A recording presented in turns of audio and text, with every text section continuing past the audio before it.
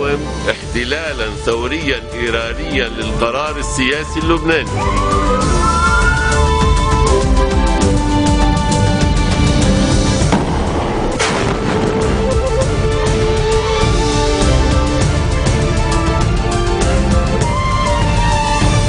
Bonjour, bonsoir, où que vous soyez à travers le monde, merci de nous rejoindre sur Futur TV pour cette nouvelle édition de la rédaction. Voici les titres de ce journal. Regain de tension à Saouari, dans l'est de la Bekaa, où des accrochages armés ont éclaté entre les familles rivales. 2 personnes ont péri, au moins 7 autres ont été blessées. Le patriarche maronite, le cardinal Bshara Rahi, dénonce l'incapacité des responsables libanais à former un gouvernement et adopter une nouvelle loi électorale. Des raids de l'aviation syrienne ont fait des dizaines de morts et de blessés ce dimanche à Alep et des barils d'explosifs ont été largués sur plusieurs quartiers de l'ancienne capitale économique du pays. Et à suivre également dans ce journal, le secrétaire général de l'ONU, Ban Ki-moon, appelle à la fin immédiate des hostilités et des violences contre les civils au Soudan du Sud. Regain de tension à Saouari, dans l'est de la Bekaa, où des accrochages armés ont éclaté entre des familles rivales, les Chouman des chiites et les Janbin des sunnites, qui enterraient ce dimanche 2 de leurs membres tués hier dans des affrontements similaires.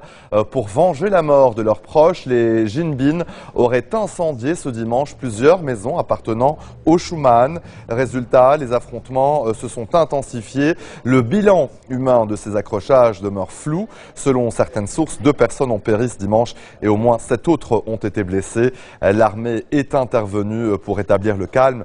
Plus tôt dans la journée, la troupe avait annoncé l'arrestation de 3 personnes impliquées dans les accrochages.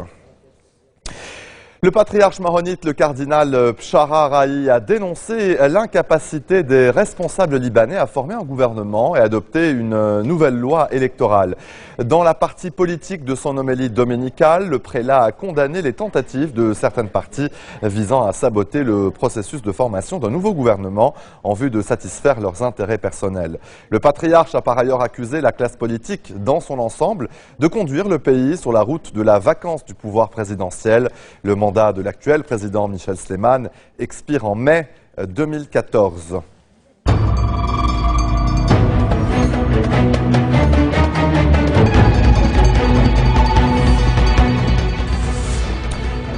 Des raids de l'aviation syrienne ont fait des dizaines de morts et de blessés ce dimanche à Alep. Des barils d'explosifs ont été largués sur une autoroute près d'un marché et sur des quartiers de l'ancienne capitale économique du pays. L'opposition dénonce un massacre. La Commission générale de la Révolution évoque un état de terreur et un exode de la population vers les terrains agricoles. Selon Human Rights Watch, 200 personnes ont péri en moins d'une semaine. Dans la province de Homs, une voiture piégée a explosé près d'une école primaire à el-Hamad, tuant 6 élèves et 2 employés. Rosane Le Melinier, coordinatrice médicale, revient sur la mission d'urgence de Médecins du Monde en Syrie.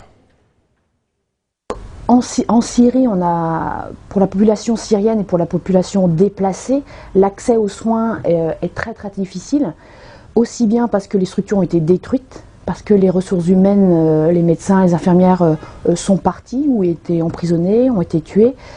Évidemment, il manque de médicaments, de matériel. Donc la situation d'accès aux soins est très compliquée. Médecins du Monde travaillent auprès de la population déplacée dans le nord de la Syrie. Les pathologies qu'on voit, c'est principalement en termes de soins de santé primaires, des infections respiratoires, des diarrhées. Actuellement, il fait très froid en Syrie, il neige, donc on s'attend à une augmentation très importante de ces pathologies avec des complications pour les infections respiratoires. Ça va donner des pneumopathies très graves, des choses qu'on ne devrait pas voir habituellement. Pour la Syrie et les pays autour de la Syrie, Médecins du Monde est arrivé courant 2012. Pour la partie Syrie à l'intérieur, vraiment la grosse difficulté pour nous et puis pour toutes les autres ONG, c'est l'accès humanitaire, c'est comment parvenir aux populations. C'est vraiment le plus difficile puisque en termes de sécurité, il y a vraiment de gros problèmes pour toutes les équipes.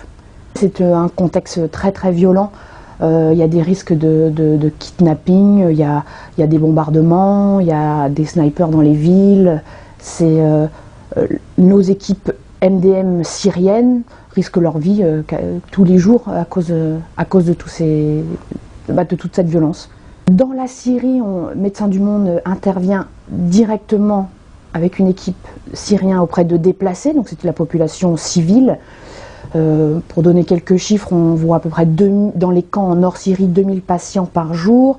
La moitié ce sont des femmes, 25% c'est des enfants de moins de 5 ans. On intervient aussi via des partenaires à l'intérieur de la Syrie, donc là c'est pareil, hein, c'est la population syrienne, population déplacée, des civils, sans doute parfois aussi des combattants qui, comme tout le monde, ont accès aux soins de santé primaires. Via les partenaires, on soutient aussi des hôpitaux où on intervient aussi quand il y a eu des bombardements. Donc là, on a accès à la population, les blessés en fait. Et puis, Médecins du Monde intervient dans la région auprès des réfugiés puisque plus de 2 millions de Syriens ont fui la Syrie et donc se retrouvent majoritairement dans les pays aux alentours.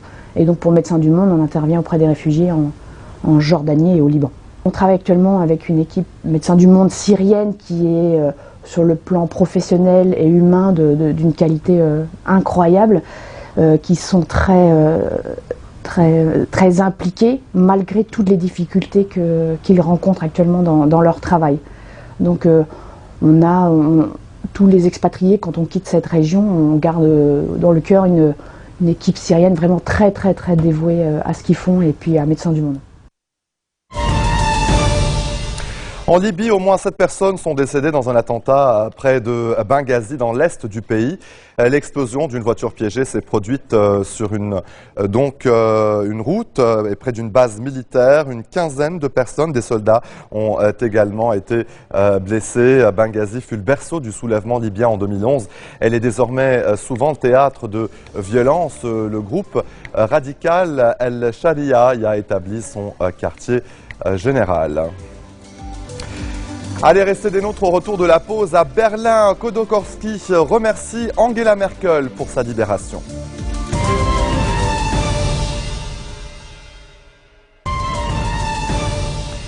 Barack Obama a mis en garde le Soudan du Sud, l'exhortant à assurer la sécurité des Américains sur place et avertissant la rébellion que le soutien de Washington cesserait en cas de coup de force militaire. Une attaque a visé samedi 3 appareils militaires américains lors d'une opération d'évacuation avortée dans la ville sud-soudanaise de Bor. Donc 4 militaires ont été blessés selon un communiqué de la Maison-Blanche. Les États-Unis ont déjà fait évacuer plus quelques 300 de leurs ressortissants du Soudan du Sud cette semaine et ont quasiment fermé leur ambassade à Juba. Le secrétaire général de l'ONU, Ban Ki-moon, a réclamé ce dimanche la fin immédiate des violences. Le camp de Hida s'étend désormais sur près de 1200 hectares donc, au Soudan du Sud. Reportage donc dans ce camp.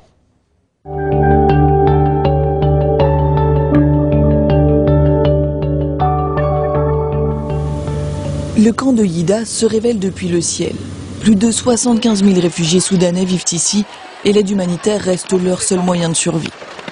MSF est présente à Hida depuis décembre 2011 pour fournir une aide médicale aux réfugiés qui fuient la région du Sud Kordofan, où les forces armées soudanaises affrontent le mouvement pour la libération du peuple soudanais. L'intervention des humanitaires à Hida est compliquée, car le nombre de réfugiés varie sans cesse et les arrivées se font par vagues difficiles à anticiper. Entre mai et juillet 2012, au plus fort de la saison des pluies, la population du camp a été multipliée par 4. Jusqu'à 1000 personnes arrivaient ici quotidiennement après des jours de marche.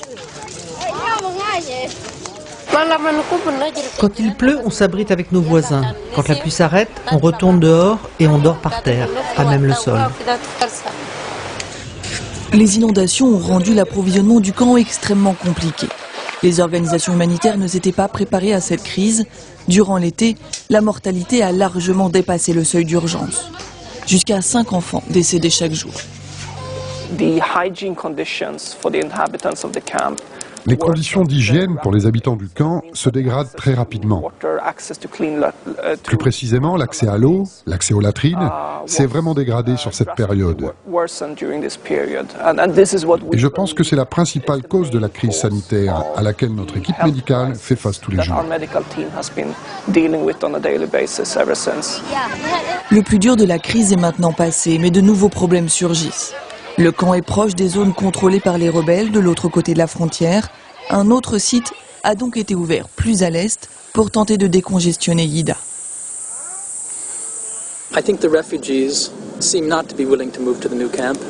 Les réfugiés n'ont pas l'air de vouloir se rendre dans le nouveau camp, pour un certain nombre de raisons. Premièrement, ils sont inquiets de la situation sécuritaire là-bas. Deuxièmement, ils ont leur famille qui vit ici. Et ils se sont aussi construits des maisons en briques. Donc, l'idée d'être à nouveau déracinés après avoir dû quitter les monts Nuba n'a pas l'air de les tenter. Yida reste donc surpeuplée et la saison des pluies approche de nouveau.